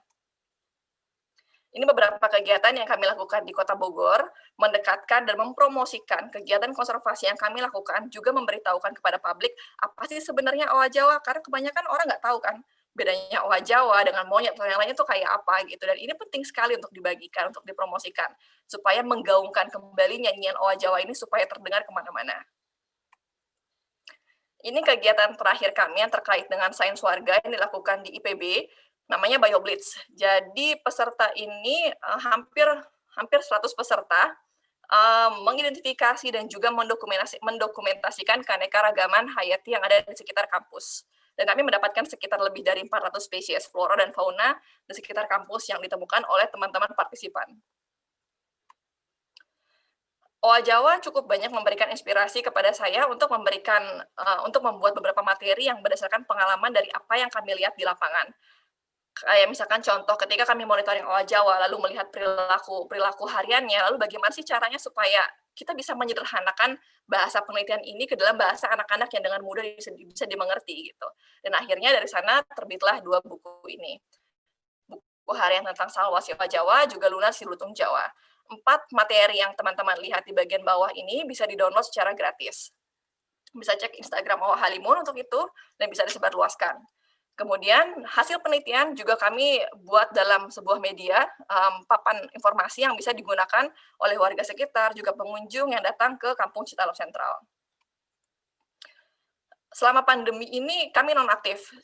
Waktu 4 bulan terakhir, dari bulan April sampai bulan Juli, karena kebetulan Taman Nasional Indonesia pun juga ditutup, jadi akhirnya kami menonaktifkan semua kegiatan di lapangan. Lalu kami mencari cara, karena biarpun pandemi ini terjadi, aksi konservasi itu tidak harus berhenti. Jadi kami mencoba memanfaatkan media-media mainstream untuk kembali menyebarluaskan informasi tentang owa Jawa, tentang ekologinya dan sebagainya kayak gitu lewat berbagai media sosial dan juga melalui podcast. Ini sebenarnya kami lakukan supaya supaya konservasi ini menjadi sebuah arus utama supaya lebih mainstream. Kemudian satu yang kami lihat, mungkin teman-teman udah pernah dengar ya, pasti dengar cerita tentang lutung kasarung, cerita tentang jenis primata lutung, legendanya seperti apa. Tapi saya belum pernah dengar sama sekali tentang owa Jawa. Sampai akhirnya saya bertanya kepada satu asisten, kemudian juga masyarakat setempat, yang ternyata ada loh cerita-cerita lokal tentang owa Jawa yang perlahan-lahan hilang karena tidak diteruskan ke generasi selanjutnya. Dan itu yang coba saya gali kembali. Saya ingin tahu mengenai keanekaragaman cerita yang sebenarnya tersangkut paut dengan keanekaragaman hayati itu sendiri gitu. Ini salah satu contoh cerita tentang owa Jawa yang saya catat dari masyarakat setempat. Kemudian berkolaborasi dengan konten kreator, berkolaborasi dengan desainer grafis dan sebagainya, akhirnya terbitlah komik ini yang menjelaskan mengenai kenapa sih oa Jawa itu bernyanyi. Yang ternyata dia tidak berani turun ke tanah dan akhirnya supaya untuk menghilangkan hausnya dia akan bernyanyi supaya hujan turun kayak gitu. Dan akhirnya kami buat dalam bentuk komik dalam 3 bahasa Indonesia, bahasa Inggris, dan yang paling penting adalah bahasa Sunda. Kenapa bahasa Sunda? Karena memang asal muasalnya dari sana. Asal muasalnya dari daerah Sunda. Dan saya ingin anak-anak yang memiliki kembali cerita-cerita ini. Dan ingat kembali bahwa ada loh cerita oa Jawa dari sejak nenek mereka.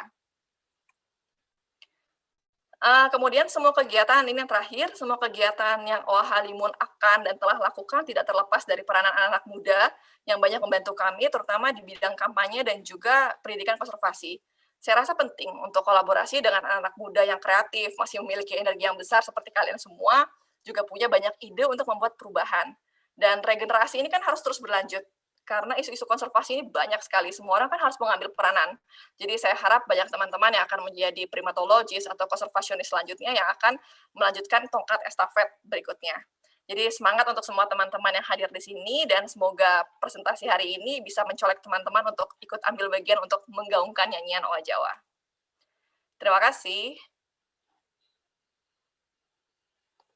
Oke, saya stop share ya. Yep. Baik, terima kasih kepada Kak Rahayu untuk materinya yang keren banget nih. Tadi seru banget meneliti oa di Taman Nasional Gunung Halimun Salak. Selain meneliti oa, masyarakat juga diikut sertakan dari mulai anak-anak hingga orang dewasa untuk upaya konservasi tentunya. Selain itu terdapat pula tumbuhan sebagai pakan oa Jawa dan juga sebagai tempat tidur oa Jawa. Nah, ini banyak banget pertanyaan yang sudah masuk. Mungkin kita lanjutkan saja ke sesi diskusi. Ini pertanyaan pertama dari Eni untuk Pak Entang. Pertanyaannya ada 2. Yang pertama, adakah beberapa faktor penelitian primatologis ini lebih populer dibandingkan penelitian terkait satwa lainnya? Kemudian yang kedua, kerentanan populasi oa Jawa paling banyak disebabkan oleh apa? Dan sudahkah update terbaru untuk oa Jawa di IUCN di tahun 2019 dan 2020? Untuk Pak Entang, waktu dan tempat dipersilakan. Baik, terima kasih. Untuk pertanyaan pertama, sebetulnya daya tarik kalau untuk meneliti OA ini, kalau pengalaman saya, kalau selain kepedulian kita bahwa OA ini ada salah satu prakecil yang kita punya di Indonesia dari 5 atau dari 6 spesies lain gitu ya, ada siamang juga. Jadi kita lumayan kaya nih dengan kera kecil. Kera besar kita hanya punya 1, hanya punya orang utan kan ya. Jadi selain passion itu, selain kepedulian kita, kalau pengalaman saya, statusnya dia kan sekarang endangered. Jadi kalau kita mencari dana penelitian luar, biasanya kalau yang satwa primata atau jenis lain apapun yang statusnya endangered, apalagi critically endangered gitu, itu relatif lebih mudah untuk mendapatkan dana ya. Karena terus terang kalau dari dalam negeri saya kesulitan untuk menemukan dana.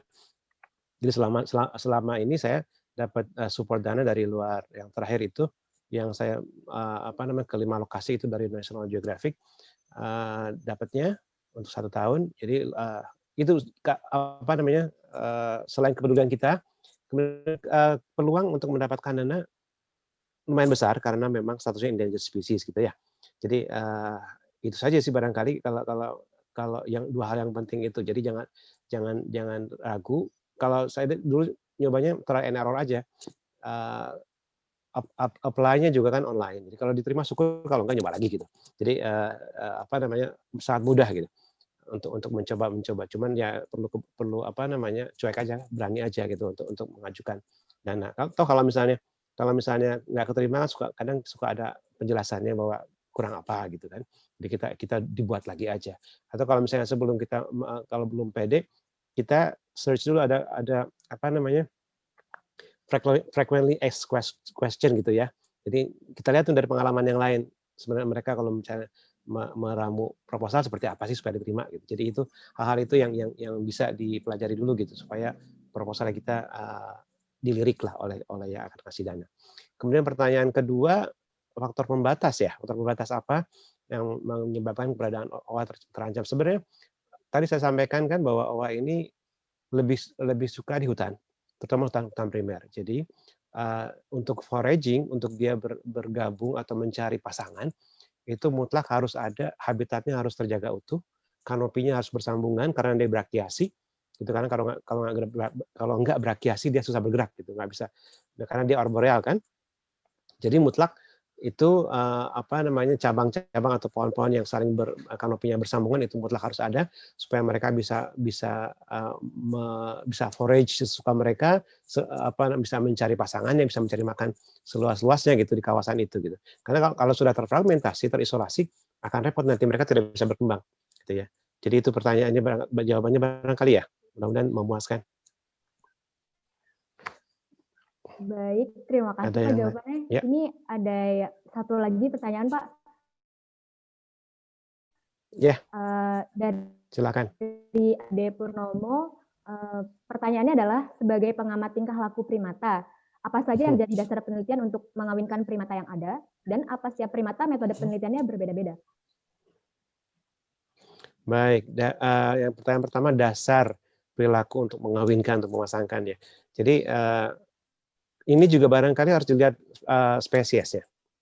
Ya, kalau misalnya spesies yang multi-males group, misalnya dalam satu kelompok itu banyak jantan banyak betina, itu sih nggak usah terlalu khawatir karena mereka akan kawin dengan siapa saja, di mana saja, kapan saja gitu ya. Tapi kalau spesies yang monogami seperti oa gitu ya, seperti gibbon lainnya, itu mutlak harus diamatin dulu karena once mereka misalnya tidak cocok, bukan soulmate-nya, akan susah tuh bereproduksi. Jadi yang saya lakukan adalah pengalaman dari pemasangan oa dan juga ada tarsius, kemudian juga kita punya kukang. Biasanya sebelum dipasangkan kita amati dulu tingkah lakunya.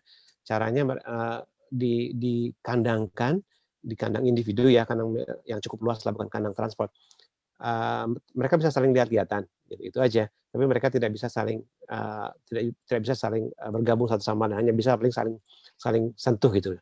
Jadi dilihat tuh selama, kalau pengalaman waktu itu 2 minggu, jadi dilihat apakah lebih banyak tingkah laku afiliasi, apa saling tertarik atau tidak. Pokoknya kalau batasannya, kalau ada tingkah laku yang agonistik, nah itu yang perlu kita amati lebih lanjut. Apakah misalnya dari lama waktu kita amati lebih banyak agonistic behavior, nah kalau itu lebih tinggi, berarti kita harus coba pisahkan. Kita nggak boleh gabungkan dengan yang itu, jadi harus kita coba cari yang lain. Jadi itu batasan-batasannya untuk mengawinkan atau memasangkan. Jadi harus ada saling tertarik, misalnya saling grooming, saling menyentuh gitu ya. Itu hal-hal yang mengarah ke indikasi bahwa mereka saling tertarik. Ya, terutama grooming.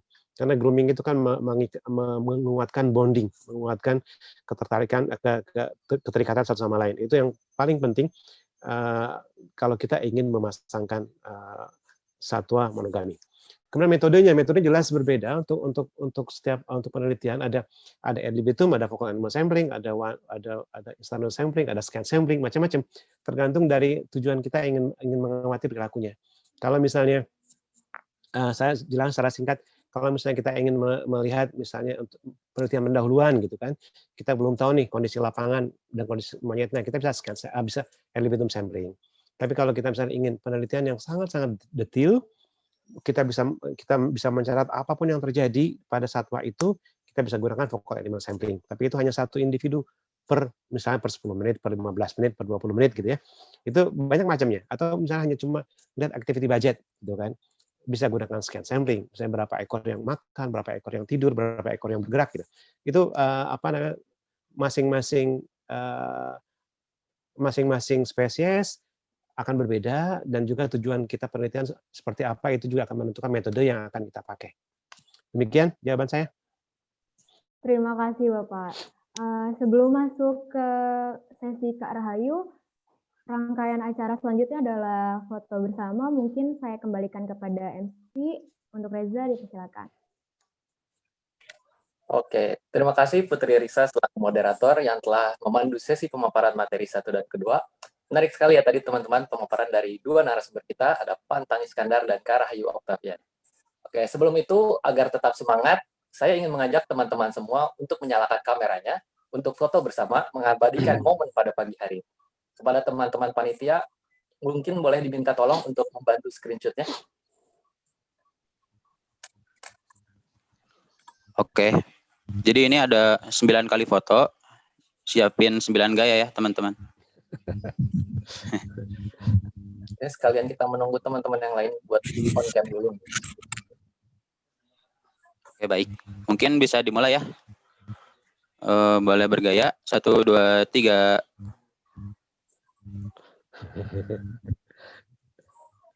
Sebentar. Oke. Yang kedua. 1, 2, 3. Oke. Yang ketiga. 1, 2, 3. Sip. Oke. Senyum semuanya. Yang keempat. 1, 2, 3. Ya. Oke. Yang kelima. 1, 2, 3.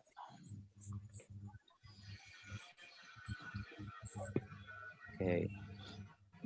Yang keenam. 1, 2, 3. Oke.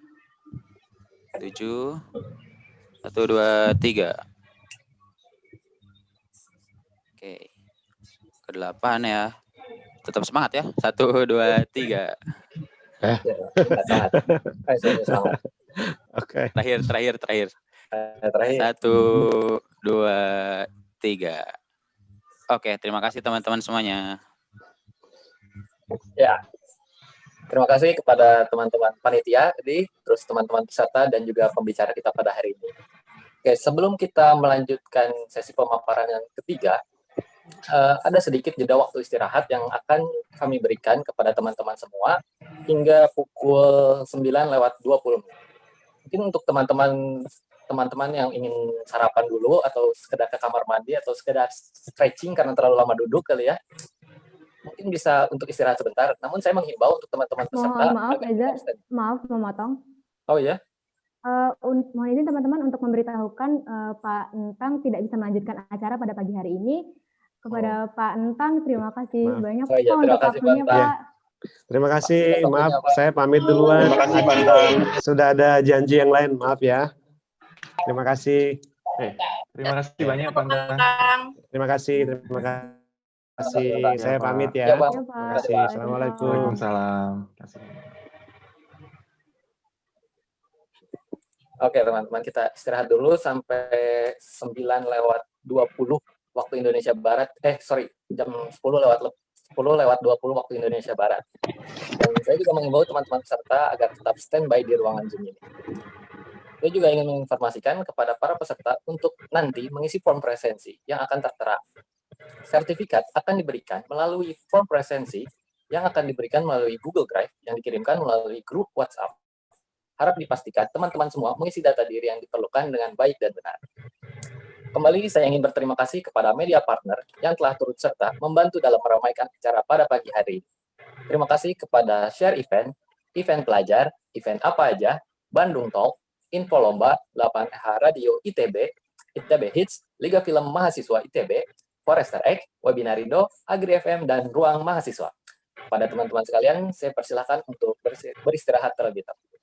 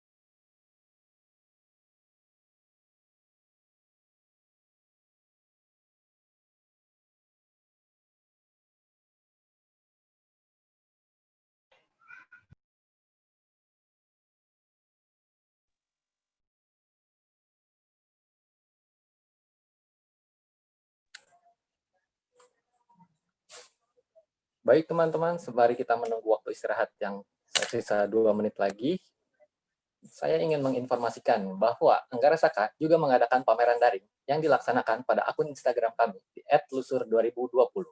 Maka dari itu, saya ingin mengajak teman-teman semua untuk memfollow akun Instagram kami agar dapat menikmati pameran daringnya sembari menunggu. Terima kasih.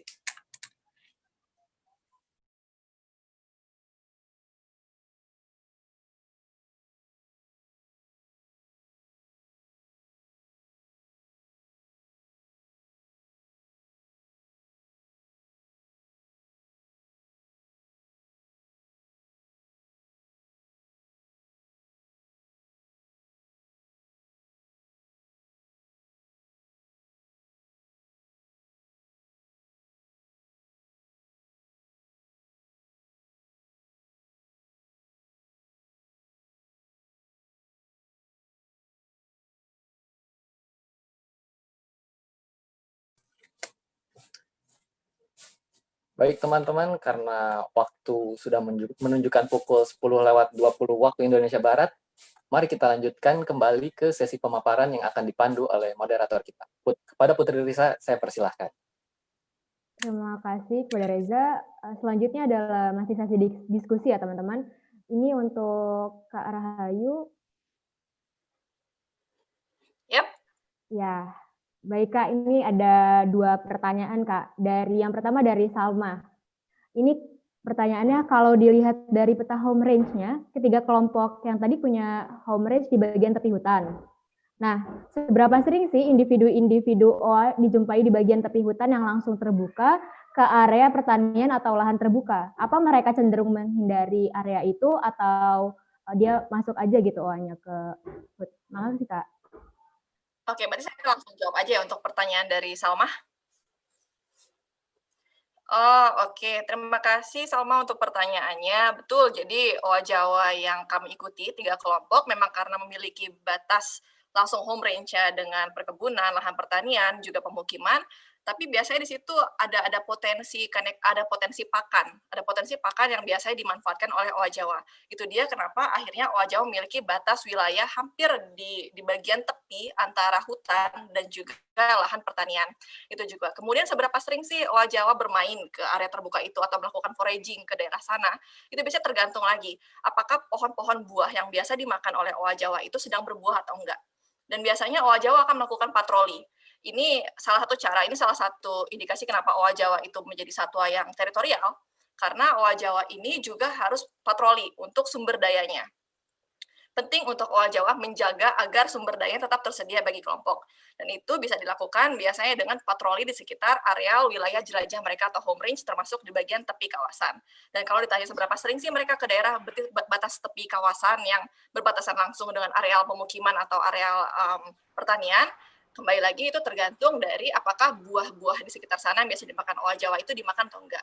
Makanya penting juga bagi kita untuk selama kegiatan monitoring ini mengambil data fenologi atau tren naik turunnya jenis-jenis pakan buah seperti itu. Jadi supaya kita tahu juga nih, pohon-pohon di sini akan berbuah dan biasanya owa Jawa akan masuk ke daerah sana gitu.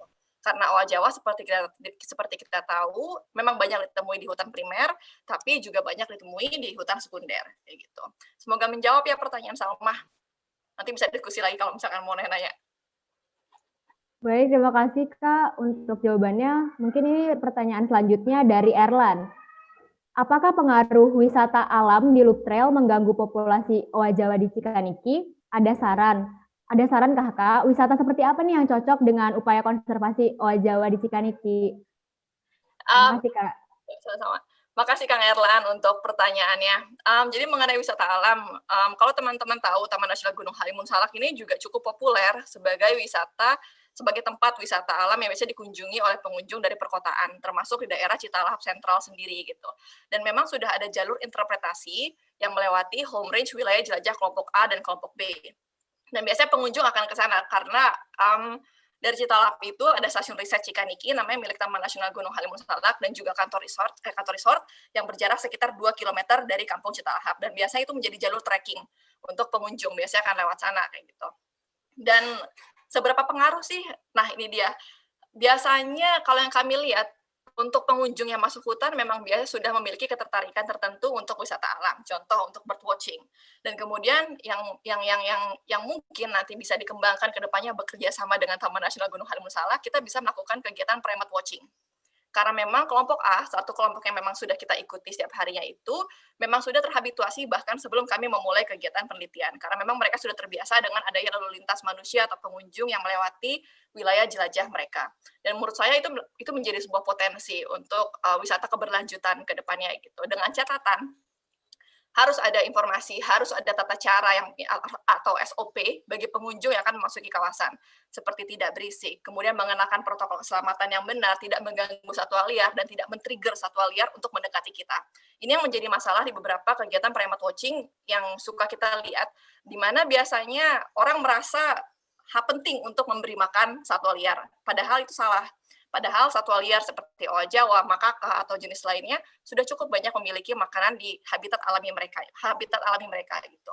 Dan itu karena memang dari kita aja yang merasa, oh ya kasihan mereka seperti kurang makan, kurus dan sebagainya. Padahal itu yang harus kita hindari. Jangan pernah memberi makan satwa liar.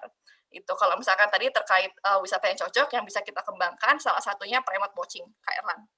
Nanti bisa diskusi lagi dengan Taman Nasional Gunung Halimun Salak untuk peningkatan kapasitas warga setempat sebagai guide lokal dan SOP dan sebagainya. Gitu. Terima kasih. Terima kasih Kak atas jawabannya. Semoga menjawab ya teman-teman. Pertanyaannya banyak sekali nih rupanya. Mohon maaf untuk teman-teman yang pertanyaannya belum sempat terjawab, bisa langsung menghubungi pembicara melalui kontak yang tertera di layar.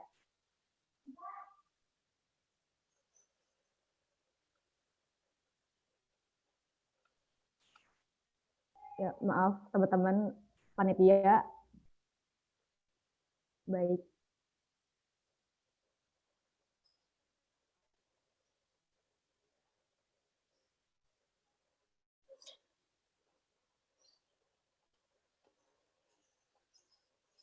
Oke, ini boleh nggak sih dijawab sambil nunggu waktunya? Atau waktu udah habis, sorry. Sebenarnya waktunya udah mau masuk ke sesi 3 sih, Kak. Oke, sip. Ya, Nggak mungkin apa-apa. teman-teman yang ingin bertanya lebih lanjut mungkin bisa hubungin ke kontak pembicara melalui email. Terima kasih teman-teman.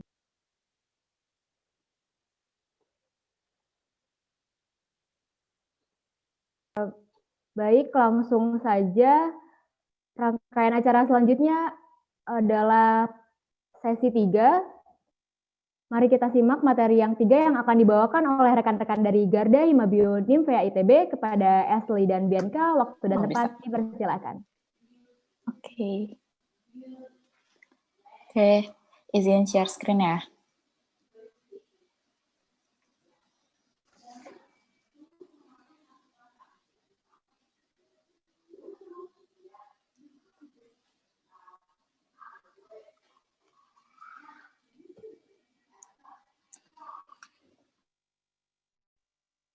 Selamat pagi kepada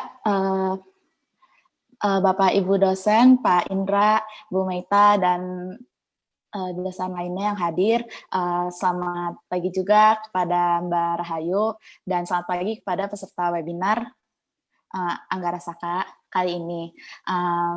Pada kesempatan kali ini, perkenalkan saya Esteli dan teman saya Bianca sebagai perwakilan dari teman-teman Garda akan mempresentasikan hasil ekspedisi kami yang dilakukan bulan Januari kemarin di Taman Nasional Gunung Halimun Salak yang berjudul Struktur dan Profil Vegetasi Habitat Owa Jawa Hilbates Moloh di Taman Nasional Gunung Halimun Salak.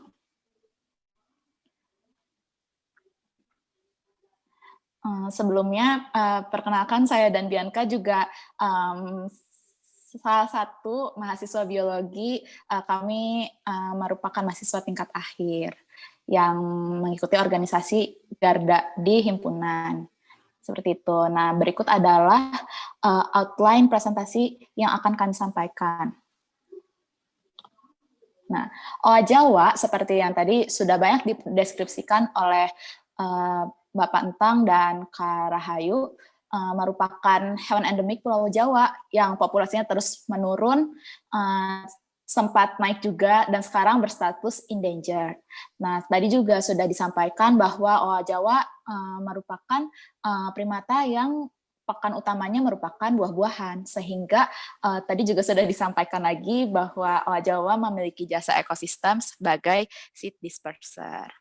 Owa Jawa juga merupakan hewan arboreal, sehingga mereka sangat tergantung dengan tajuk pohon yang tinggi dan memerlukan keberadaan hutan yang rapat sebagai perlindungan juga kan, kayak yang tadi sudah disampaikan. Seperti itu. Selanjutnya, karena itu maka owa Jawa pun rentan terhadap fragmentasi, sehingga owa Jawa lebih sering ditemui di hutan primer, dan tadi juga disampaikan sering ditemukan di hutan sekunder. Nah, hutan primer dan hutan sekunder, jika di Pulau Jawa ini kan sudah jarang ditemui, dan bisa ditemukan salah satunya di Taman Nasional, salah satunya di TNGHS ini, di Gunung Halimun Salak. Nah, selanjutnya, saya akan memberikan sedikit penjelasan tentang koridor TNGHS karena kami melakukan penelitian di koridor TNGHS ini. Koridor sendiri merupakan suatu struktur linear yang menghubungkan antara dua patch. Nah, kalau di koridor TNGHS sendiri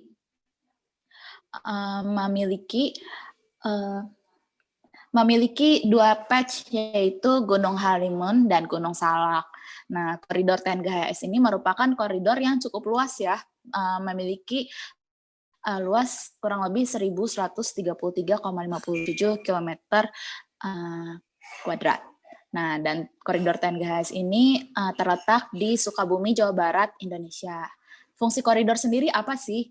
Fungsi koridor ini memiliki sarana bergerak satwa, sehingga satwa juga bisa berkolonialisasi di suatu habitat yang baru, dan sehingga juga bisa berinteraksi secara genetik ya. Jadi misalnya di Gunung Halimun dan di Gunung Salak berinteraksi secara genetik dan bisa meningkatkan keanekaragaman hayati juga. Dan yang terakhir salah satunya juga sebagai sarana evakuasi. Jadi jika di salah satu patch terdapat bencana atau misalnya harus pergi ke salah satu patch yang lain, dia bisa memanfaatkan koridor ini. Nah, sehingga tujuan dari penelitian kami yaitu mengkarakterisasi bagian dari koridor Taman Nasional Gunung Halimun Salak sebagai habitat oa Jawa. Penelitian yang kami lakukan di bulan Januari dan berlangsung di Desa Cipeteuy, Kecamatan Kabandungan, Kabupaten Sukabumi, yang bisa dilihat di kotak merah yang ini. Nah, kotak merah ini merupakan bagian dari koridor Taman Nasional Gunung Halimun Salak. Di sebelah kiri ada Gunung Halimun dan di sebelah kanan ada Gunung Salak. Seperti itu. Selanjutnya akan dilanjutkan oleh Bianca. Ya, secara lebih detail, lokasi penelitian kami dibagi menjadi 3 tempat, yaitu di hutan primer yang terletak di bagian utara atau paling mendekati dengan zona inti Taman Nasional Gunung Halimun Salak itu sendiri. Kemudian 2 lokasi lainnya adalah hutan damar dan hutan sekunder yang jaraknya lebih berdekatan dan lebih berada di daerah selatan.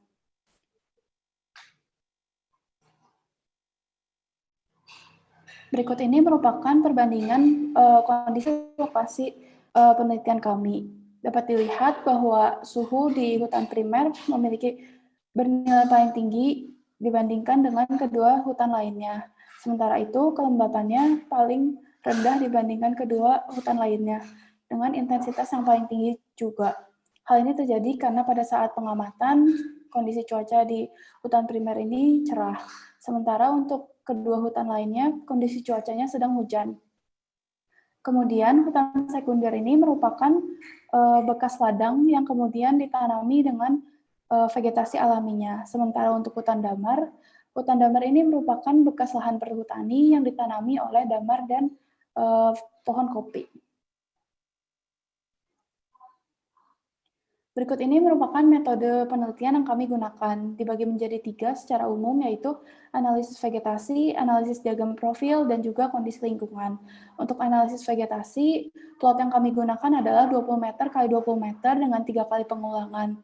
Kemudian, dari hasil vegetasi yang sudah kami identifikasi, kami perhitungkan indeks nilai pentingnya yang meliputi kerapatan, frekuensi, dan dominansi.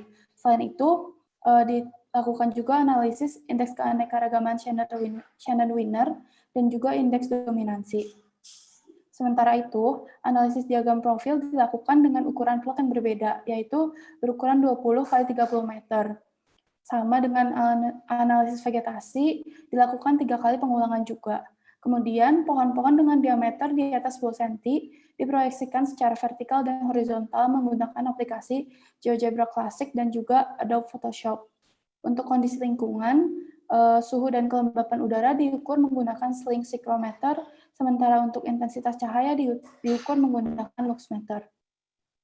Kemudian selanjutnya adalah hasil penelitian kami. Selama 3 hari penelitian, kami menemukan 40 spesies vegetasi yang berasal dari 21 famili berbeda. Dapat dilihat persebaran di ketiga lokasi tersebut pada di bagian kiri. Dapat dilihat bahwa hutan primer memiliki jumlah spesies terbanyak, yaitu sebanyak 24 spesies, kemudian hutan sekunder sebanyak 18 spesies, dan yang paling sedikit adalah hutan damar dengan 4 spesies. Vegetasi-vegetasi ini kemudian dapat diklasifikasikan menjadi pohon pakan dan pohon tidur oa.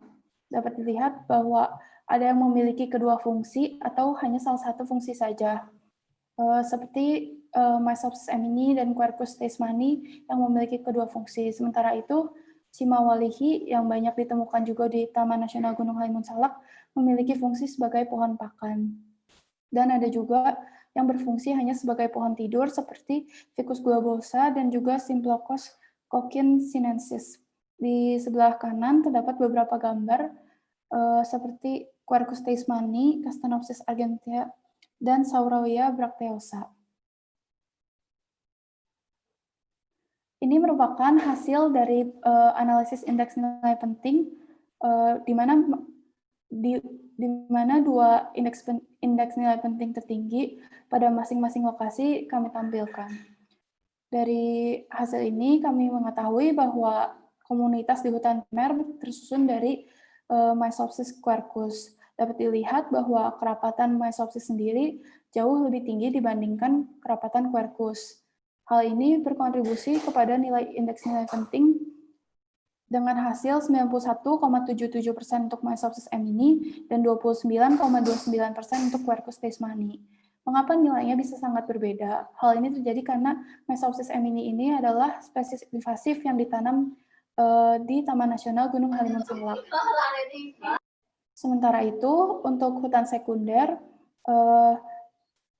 komunitas penyusunnya adalah Althingnia sima, dengan kerapatan yang lebih tinggi dibandingkan dengan hutan primer, yaitu 58,33 individu per hektar untuk Althingnia dan 41,67 individu per hektar untuk Sima Waliji. Kemudian indeks nilai pentingnya tidak jauh berbeda seperti pada hutan primer, yaitu 46,85% untuk Althingnia excelsa dan 41,25% untuk Sima Waliji. Dari keempat spesies ini, mereka merupakan pohon pakan dan pohon tidur.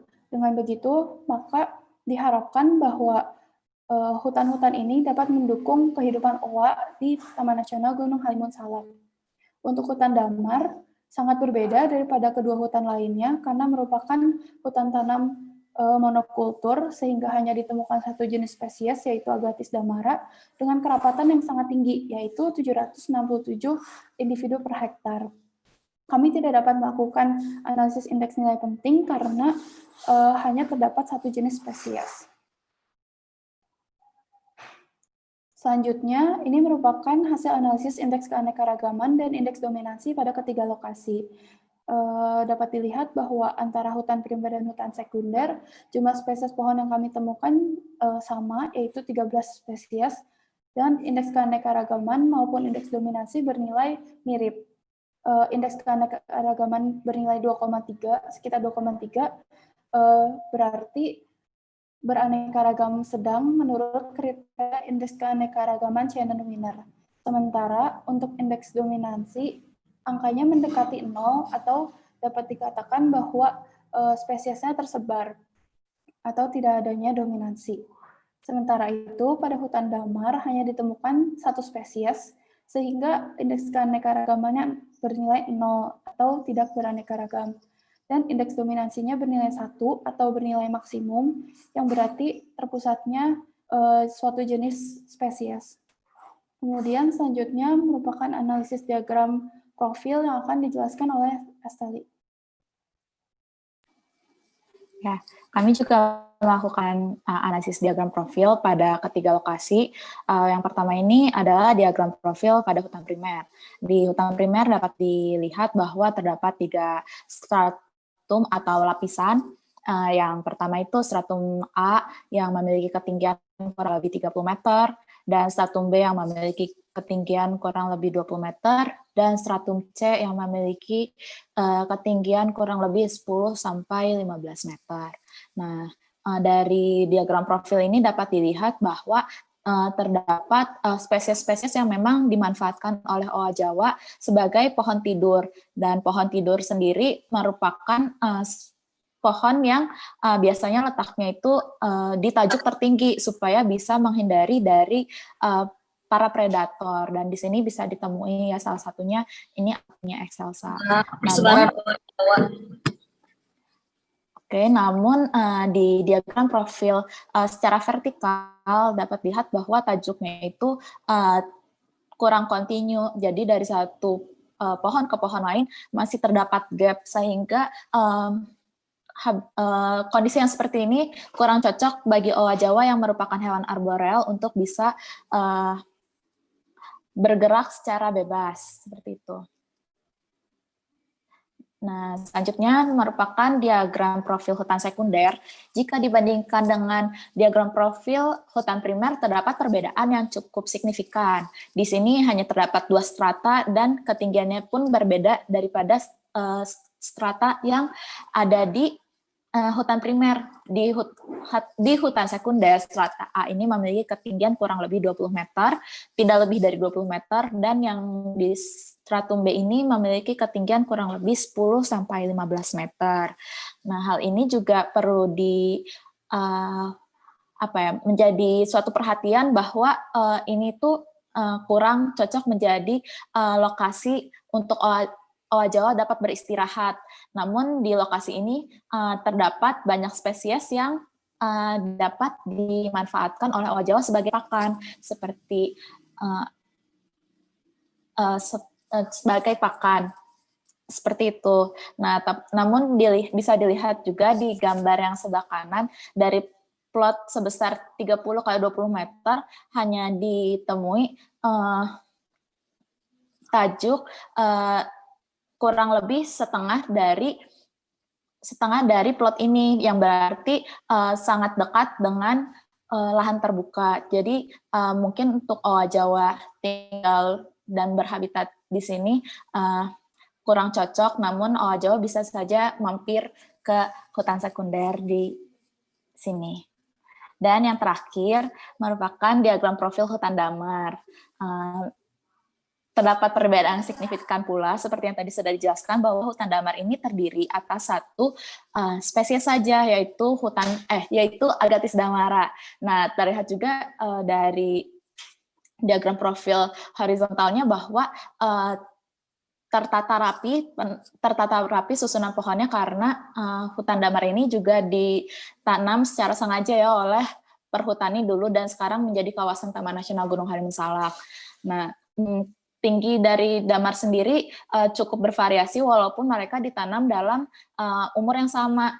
Nah, walaupun tajuknya saling berdekatan, namun hal ini juga menurut kami kurang cocok menjadi habitat owa Jawa, karena pertama, tidak terdapat spesies yang menjadi pakan atau tempat istirahat owa Jawa, dan yang kedua, tajuk dari spesies damar sendiri merupakan berbentuk kolumnar, berbeda dengan pohon-pohon yang lain yang tadi sudah dijelaskan sebagai pohon tidur atau pohon pakan yang cenderung berbentuk memayung atau melebar, sehingga owa Jawa juga akan kesulitan apabila melintasi kondisi hutan damar ini. Dan ranting dari damar juga mudah sekali patah ya, jadi apabila owa Jawa bergerak juga dapat berpotensi untuk owa Jawanya terluka. Kesimpulan dari penelitian kami yaitu ketiga tipe hutan kurang sesuai sebagai habitat owa Jawa dilihat dari kontinuitas kanopi dan stratifikasi hutan. Namun, hutan primer menjadi salah satu potensi atau paling baik menjadi habitat owa Jawa jika dilihat dari keanekaragaman hayatinya, kerapatan, dan juga ditemui spesies pohon pakan dan pohon tidur. Sekian presentasi dari kami. Terima kasih. Salam konservasi.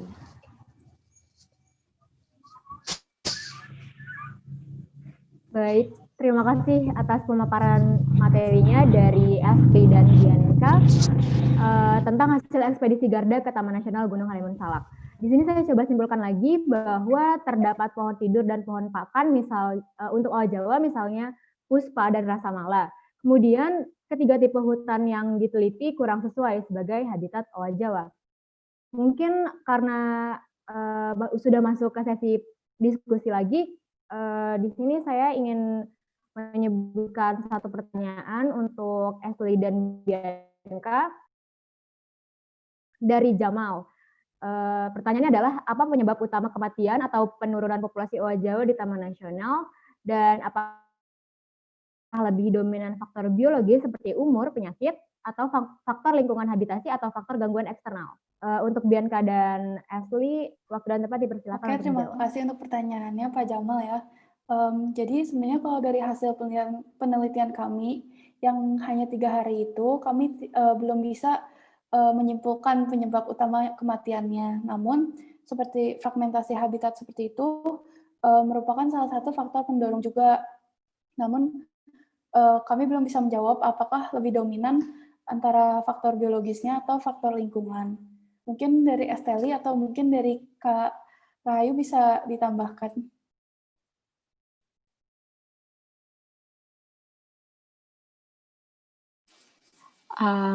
Baik, mungkin kalau dari saya